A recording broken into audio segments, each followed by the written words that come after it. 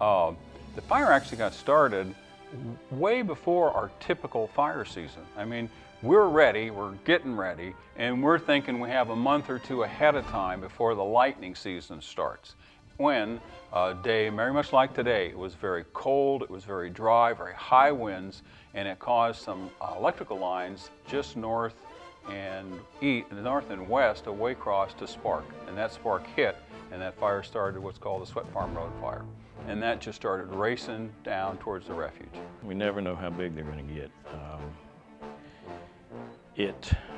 The conditions were such that it was going to be hard to control. I mean, Georgia, from the initial start of the fire, all they could do was just kind of follow up the flanks, the two edges of the fire. They couldn't get out in front of it and do much because it was just spotting so far out ahead of itself. At its peak, we had 3 different Type 1 fire teams fighting it from different angles. So there was a refuge federal team on the east, there was a state team on the west. To the south, there was another federal team, and all these volunteer fire departments were all doing their part to stop that fire, push it back, contain it. Sometimes you have to burn out. When you get a break in the weather, you can burn out and remove some of that fuel. Because remember, we didn't get this fire contained until November. That fire got up and ran so fast that even our Type 1 teams that were on at the time said, this surpasses anything we've seen in our fire career. We've worked in Montana, we've worked in California, we have worked in Texas, and we've never seen a fire that ran that long, that hard, that's ferocious. When it comes down to it, the state agencies are the real critical forces that help us fight, because that's what they do every day.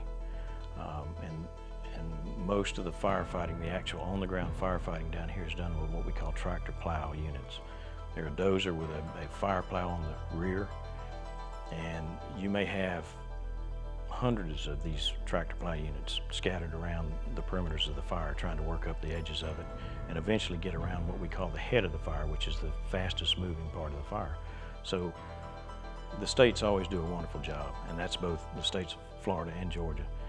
A fire break is basically taking a running strip of land and removing the vegetation to the point that it won't burn. It'll stop a fire.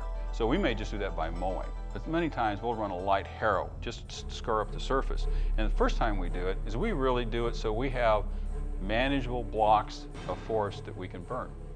Okay, those are the little easy dots. Now, certain areas we put in really large fire breaks. So usually, like for example, there's a firefighting road around the entire swamp. It's called the perimeter road.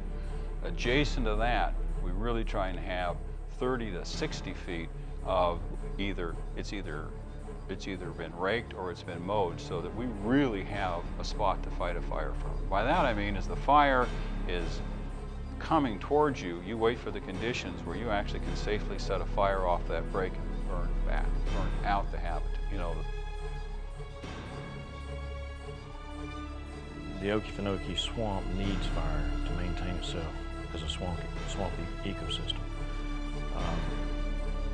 And in that sense, it was a big help for the refuge. It actually opened up areas that had been encroached by years and years of growth, without fire.